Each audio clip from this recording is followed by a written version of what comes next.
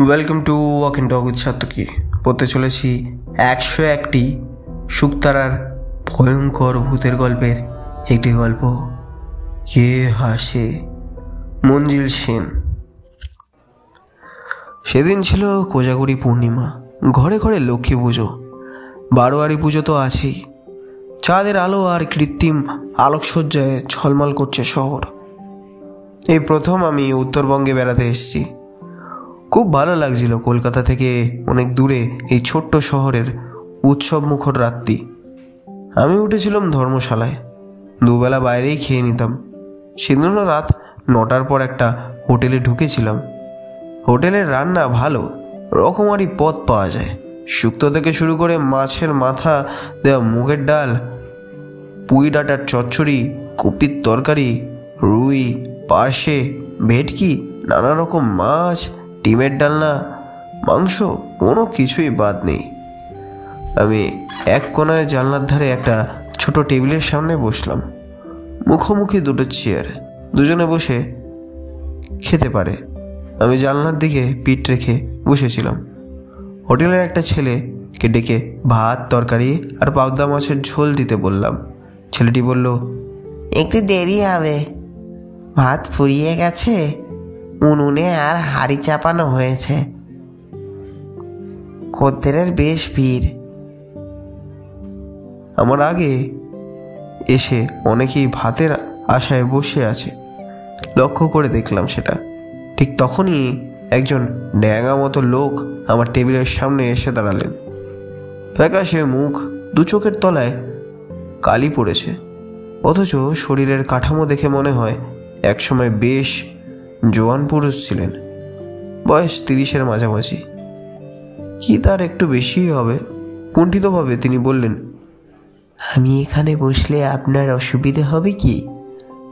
আমি বলে উঠলাম, না না, এটা তো দুজনেরই টেবিল। যদিও একটা পুরো টেবিল হতে দখল করে খাবার খাওয়াটা হাতছাড়া হলো বলে মনে মনে আমি একটু ক্ষুণ্ণ হলাম। তবু ভদ্রলোককে কিছু বললাম না। ভদ্রলোক আমাকে ধন্যবাদ জানিয়ে চেয়ার টেনে বসলেন। তারপর একটু ইতস্তত করে বললেন, আপনাকে আগে কখনো এখানে দেখিনি তো, বেড়াতে এসেছেন? হ্যাঁ, আমি জবাব দিলাম। কলকাতা থেকে? আমি ঘাড় দোলালাম। আমার বাড়িও কলকাতায়। ভদ্রলোক দীর্ঘশ্বাস ছেড়ে বললেন, গত 7 বছরে একবারও যাওয়া হয়ে ওঠেনি। কলকাতায় কোথায় আপনার বাড়ি? আমি ভদ্রতার খাতিরে জিজ্ঞেস করছিলাম। ভবানীপুরে, কালীমোহন ব্যানার্জি লেনে, ওই যেখানে ইন্দিরা সিনেমা আছে। আরে আমিও তো ওখানে থাকি। প্রিয়নাথ মল্লিক রোডে। আপনার কোন বাড়ি?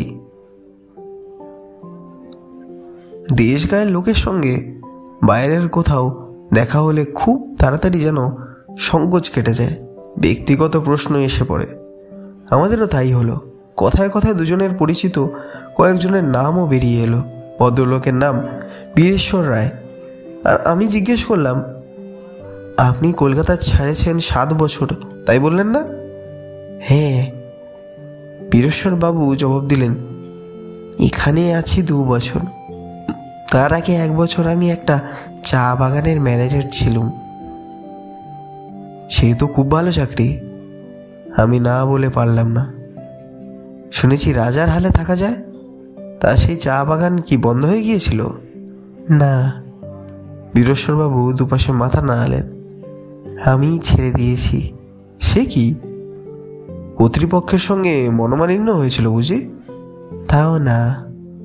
ভদ্রলোক কয়েক মুহূর্ত চুপ রইলেন। তারপর বললেন, আপনাকে সব খুলে বলছি। মানে, কাউকে না বললে আমার মন হালকা হবে না। সবাইকে সব কিছু বলা যায় না, কিন্তু আমার মনে হচ্ছে আপনি আর সবার মতো নন। সহানুভূতিশীল মানুষ, বিশেষ করে আপনি আমার পাড়ার লোক। আপনাকে বলতে পারা আমার উচিতই। আর আপনাকে বলতে আমার কোনো আপত্তিও নেই। অবশ্যই আপনি যদি শুনতে আপত্তি না রাখেন। মোটেই না, আমি হেসে বললাম। হাঁড়িতে চাল ফুটছে, ভাত না হওয়া পর্যন্ত গল্প করে কাটানো যাবে। আমি যা বলবো তা কিন্তু একটি ঘটনা, যাকে আপনারা বলবেন অলৌকিক, তেমনই কিছু। আমি কিছু বলার আগেই একটি ছোকরা এসে ভদ্রলোকের খাবার অর্ডার নিয়ে গেল। তিনি শুধু ভাত আর মাংসের কথা বলে দিলেন। এখান থেকে মাইল 30 দূরে একটা চায়ের বাগানে আমি ম্যানেজারের চাকরি পেয়েছিলাম। ভদ্রলোক শুরু করলেন। আমার স্বাস্থ্য খুব ভালো ছিল। এক সময়ে খুব মারদাঙ্গা করতাম। সাহসের অভাব ছিল না, সেটাই ছিল আমার ফার্স্ট কোয়ালিফিকেশন। চায়ের বাগানে কুলি মজুরদের নিয়ে কাজ। ম্যানেজারকে অনেক রকম সমস্যার মোকাবিলা করতে হয়। আপনি যা ভাবছেন তেমন পা দিয়ে সুখের চাকরি নয়। শক্ত মানুষ না হলে টিকতেই পারবে না। অবশ্যই অন্য যোগ্যতাও যে আমার ছিল না তা নয়। কৃষি বিজ্ঞানের আমি একজন স্নাতক। আমার বাংলোটা ছিল বেশ বড়। সেখান থেকে মাইলখানেক দূরে কুলি কামিনদের বস্তি। বাড়ির কাজকর্মের জন্য এক পাহাড়ি ছোকরাকে আমি রেখে দিয়েছিলাম। সে জুতো বালিশ থেকে রান্না সবই করত। চৌখস ছেলে। আমার বাংলোর কাছাকাছি আর কোনো বাড়ি ছিল না, শুধু একটা পোড়ো বাড়ি ছাড়া। পোড়ো বাড়ি বলছি এই জন্য যে বাড়িটা চুন পলেস্তাটা খসে পড়ে ইটগুলো যেন দাঁত বার করে। যাই হোক, কার্নিশের এখানে ওখানে বট অসত্যের ছাড়া। বাড়িটা দোতলা। আমার কোয়ার্টারের মতো বাংলো ধাঁচের নয়। দরজা জানলা সবসময় বন্ধ থাকতো। বাড়িতে যে কেউ বাস করে তা দেখলেই বোঝা যায় না। চারিদিকে সবুজ আর সবুজ। কলকাতা থেকে এসে জায়গাটা আমার খুব ভালো লেগে গেল। কয়েকটা ঘটনায় আমার শক্তি আর সাহসের পরিচয় পেয়ে কুলি কামিনরা আমাকে বেশ সমীহ করে চলেছিল। বেশ ভালোই কাটছিল দিনগুলো। রাত্রে ময়দার রুটি আর হাঁস মুরগি কিংবা হরিণের মাংস খাসা রান্না করতো ছেলেটা। প্রায় 1 মাস কেটে গেল। সেদিন ছিল পূর্ণিমার রাত। চা বাগানের আকাশের পূর্ণিমার চাঁদের রূপেই আলাদা। বড় বড় আকাশ ছোঁয়া বাড়ি নেই, শুধু বাগান আর বাগান।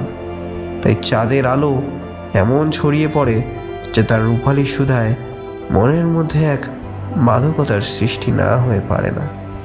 চা বাগানের সন্ধ্যের পরে রাত নামে। কুলিদের বস্তিতে বেশি রাত পর্যন্ত হই হুল্লোড় চললেও আমার বাংলার চৌহদ্দের মধ্যে জনমানুষের সাড়া পাওয়া যেত না। নিস্তব্ধ ও নিঝুম পরিবেশ। রাত 8টার মধ্যেই আমি শুয়ে পড়তাম।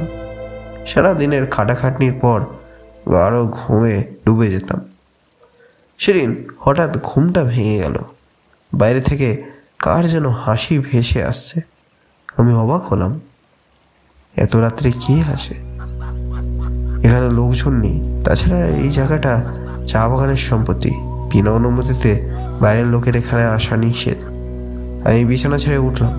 টর্চটা হাতে নিয়ে বাইরের বারান্দায় এসে দাঁড়ালাম। বাইরে ছাদের আলোয় যেন বন্যা বয়ে যাচ্ছে। তখনই আবার সে হাসিটা ভেসে এলো। আমি বারান্দা থেকে নেমে পড়লাম। চারিদিকে খুঁজলাম, কিন্তু কাউকে দেখতে পেলাম না। হাসিটা যেমন হঠাৎ করে শুরু হয়েছিল তেমনি হঠাৎই বন্ধ হয়ে গেল। আমি চিন্তিত মনে ঘরে ফিরে গেলাম। ঘড়িতে তখন দেখলাম 10:15। পরদিন আমার কাজের ছেলেটাকে জিজ্ঞেস করলাম রাত্রে সে কারো হাসি শুনেছে কিনা। সে বলল, চিনিনি। আমি ভাবলাম কুলি মজুরদের কেউ হয়তো নেশা করে কাছাকাছি কোথায় এসেছিল, তার হাসি শুনেছি।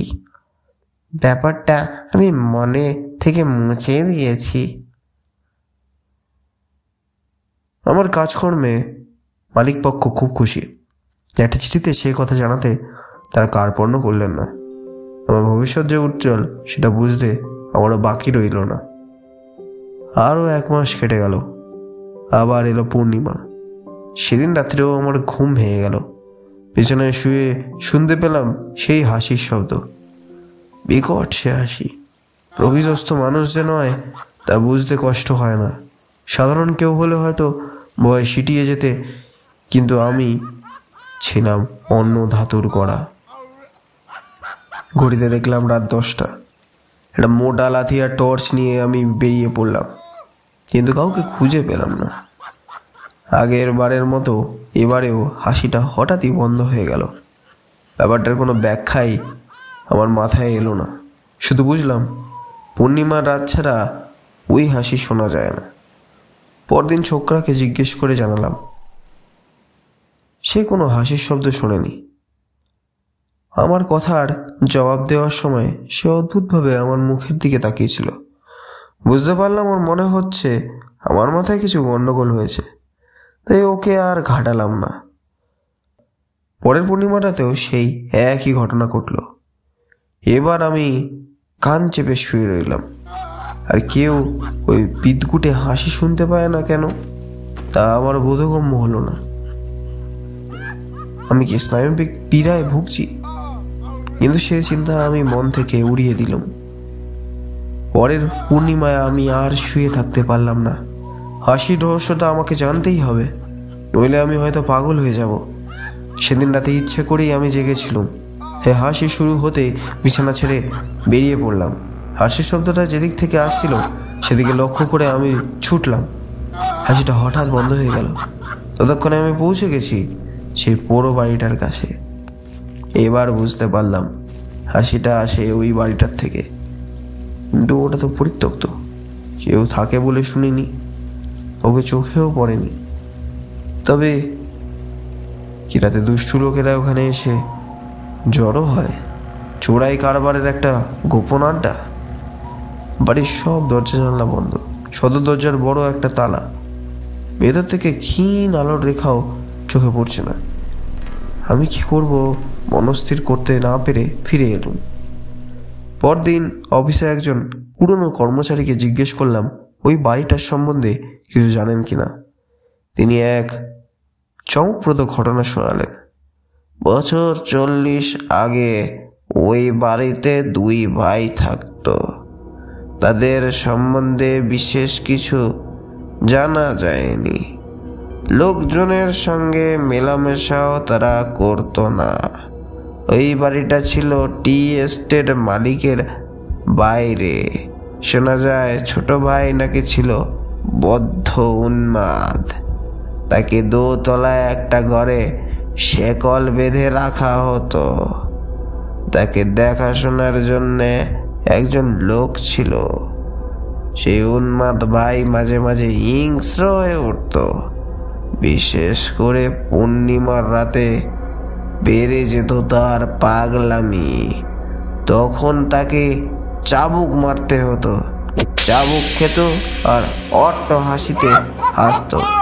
সেই ভাই ভয়ঙ্কর ছিল সেই হাসি। ওই ভাইয়ের জন্যই নাকি দাদা লোকালয় ছেড়ে নির্জন অঞ্চলে বাসা নিয়েছিলেন। তারপর অনেক দিন পর একদিন পূর্ণিমার রাতে সেই উন্মাদ ভাই তাকে যে দেখাশোনা করত তাকে আক্রমণ করে। সে তখন ঘুমাচ্ছিল। আচমকা আক্রমণে সে প্রথমে কাবু হয়ে পড়েছিল, কিন্তু সেও ছিল খুব বলিষ্ঠ। সেদিন রাত্রে আমার দাদা ওখানে ছিল না, দরকারি কাজে শহরে গিয়েছিল। পাগল সেই লোকটির গলা চেপে ধরেছিল। আত্মরক্ষার জন্য সেও পাগলের গলা চেপে ধরে। পরদিন সকালে দাদা এসে দেখলো দুজনে গলা টিপে মাটিতে পড়ে আছে, দুজনই মৃত। তারপর থেকেই বাড়িটা ওভাবে পড়ে আছে। দাদা সেই যে গিয়েছিল আর ফিরে আসেনি। এই হলো বাড়ির ইতিহাস। পরের পূর্ণিমায় আমি শহরের এক চাবাসীকে নেমন্তন্ন করলাম। রাত্রে খাওয়া দাওয়া করবেন, থাকবেন। কানাপানির আয়োজনটা আমি ভালোই করেছিলাম। ইচ্ছে করে সেদিনকে দেরি করে খেতে বসেছিলাম। খেতে খেতে গল্প হচ্ছিল। ভদ্রলোক গুজরাটি কেমন করে কপতর্কহীন অবস্থা থেকে বিরাট ব্যবসার মালিক হয়েছেন সেই গল্প করছিলেন। আমি তার কথা শুনছিলাম, আমার হাত ঘড়ির দিকে তাকাচ্ছিলাম। মনে মনে একটা উত্তেজনা অনুভব না করে পারছিলাম না। ঠিক 10টার সময় ভেসে এলো সেই বিকট হাসি। আমি গুজরাটি ভদ্রলোকের মুখের দিকে তাকালাম। তিনি কিন্তু নির্বিকার, খাচ্ছেন আর জীবনই বলে যায়।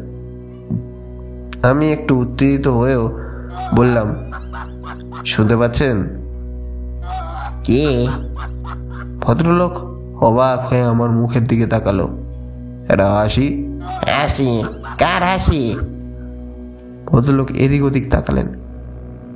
কই, আমি তো কারো হাসি শুনতে পাচ্ছি না। একটু কান বেঁধে শুনুন, আমি অসহিষ্ণু গলায় বললাম।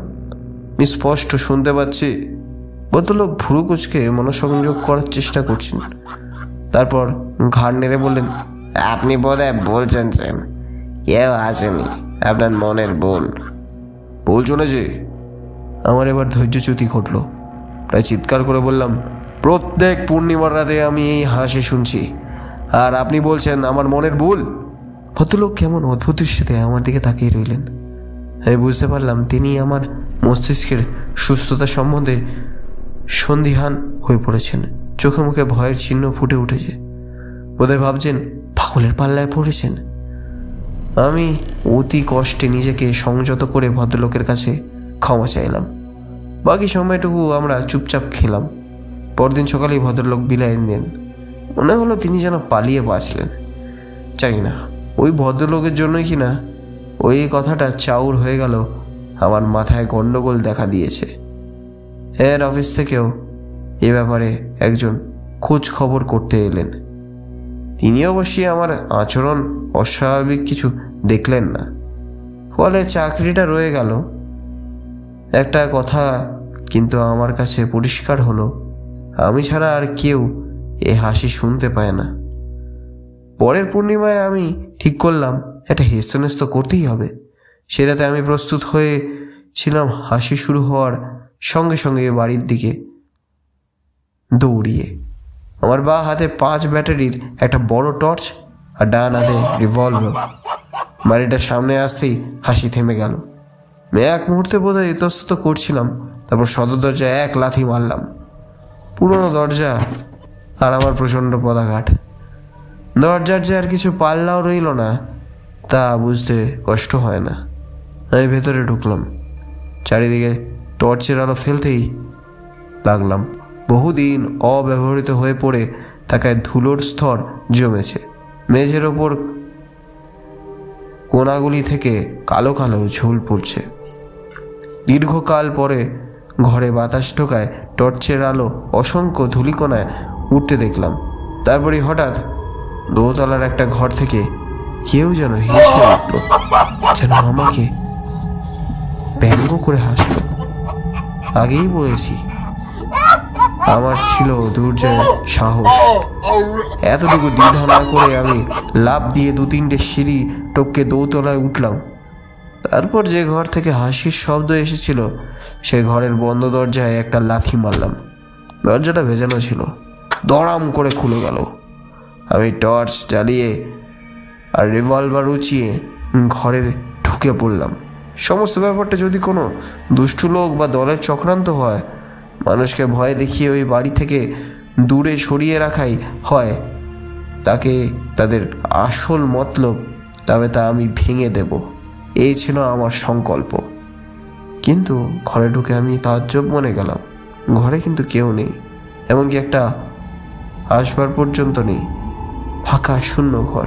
আমি চারিদিকে টর্চের আলো বুলোচ্ছিলাম। হঠাৎ একটা অশরীরীর অনুভূতিতে আমার সর্বাঙ্গে কাটা দিল। মনে হতে লাগলো কে বা কারা আমার প্রতিটা নড়াচড়া লক্ষ্য করছে। আমি কাউকে দেখতে পাচ্ছি না, অথচ অদৃশ্য কারা আমার উপস্থিতি অনুভব করছে। সে যে কি ভয়ঙ্কর অনুভূতি তা আপনাকে বলে বোঝাতে পারবো না। বীরেশ্বরবাবু একটু থেমে টেবিল থেকে জলের গ্লাসটা তুলে এক ঢোক জল খেলেন।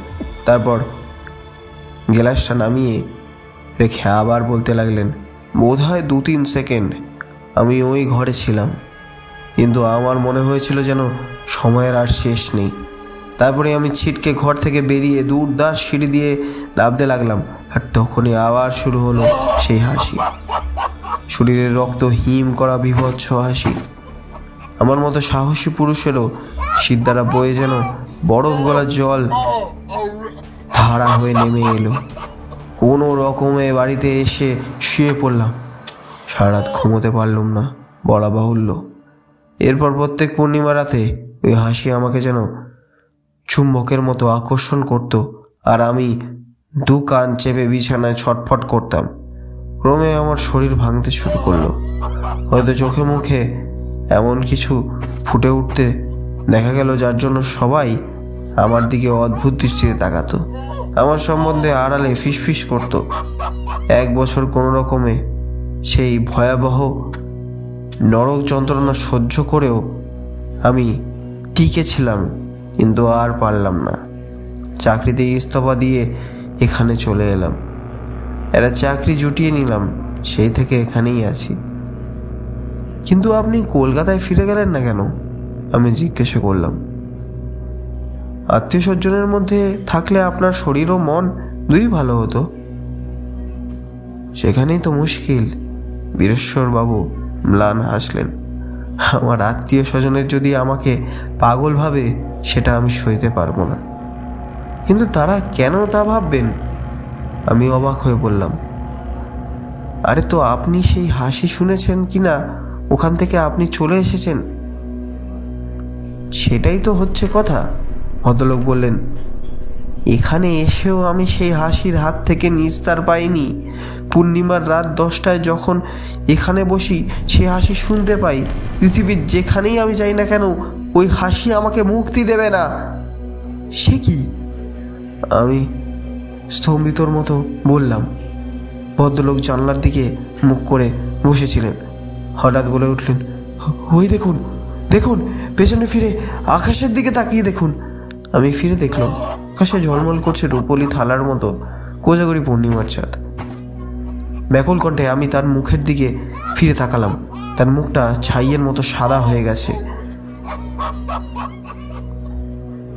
কোটর থেকে চোখ দুটো যেন ঠিকরে বেরিয়ে আসতে চাইছে।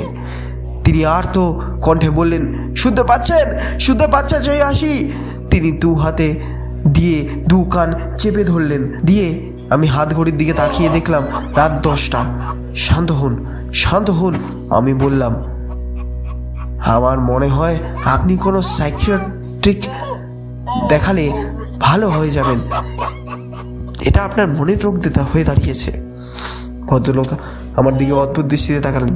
তারপর বললেন, আপনিও বোধ হয় আমাকে পাগল ভাবছেন, কিন্তু আমি এই ঘটনার কি ব্যাখ্যা করেছি জানেন? কি? আমি জানতে চাইলাম। বীরেশ্বরবাবু 2 চোখে ফুটে উঠল কেমন একটা ঘোলাটে দৃষ্টি। তিনি বললেন, ওই ঘটনার সময় আমার জন্ম হয়নি। আমার নিশ্চিত ধারণা আগের জন্মে আমিই ছিলাম সেই পাগল। হোটেলের ছোকরা এসে আমাদের সামনে 2 থালা ভাত নামিয়ে দিয়ে গেল। গরম ভাত, দোয়া উঠছিল। ধন্যবাদ। কেমন লাগলো এই গল্পটি? সাবস্ক্রাইব করুন আমার channel walk and talk with সাত্তইকে, আর লাইক করতে ভুলবেন না এরকম আরও গল্প পাওয়ার জন্য। ধন্যবাদ। অবশ্যই 10টা লাইকের নিচে না দিলে আমি কিন্তু গল্প আর সত্যি দেবো না। এতদিন ধরে বলছি, আপনারা দিচ্ছেন না, 8টা করে ছেড়ে দিচ্ছেন। এবার থেকে সত্যিই দেবো না 10টা না দিলে। সত্যি বলছি, এইটুকু ছোট্ট একটা আবেদন করে দিন প্লিজ।